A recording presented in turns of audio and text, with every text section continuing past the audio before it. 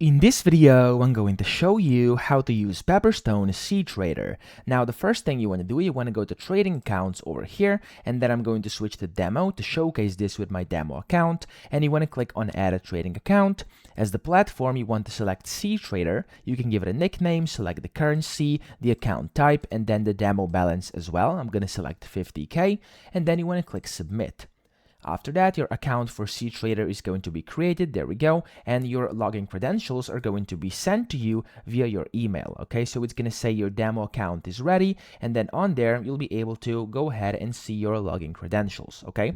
So once that's done, you can then go ahead and either download cTrader to your computer, or you can launch the web trader, okay? So I'm going to click launch web trader over here to show you how this is done. And then it's going to launch this up, and it's going to ask you to basically sign in.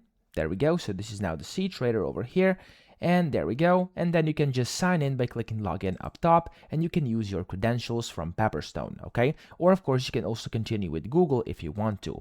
So that's one way, or you can go ahead and download cTrader to your computer, and then after that's done, you want to set this up, and after you're finished setting this up, you'll be able to again sign in and of course start trading with your Pepperstone account on the cTrader. So here, just basically open this up, and it's going to start installing, and after that's done, it's just going to open up, and that's pretty much it. So I hope this video helped you out. If it did, please subscribe to the channel and help me out as well.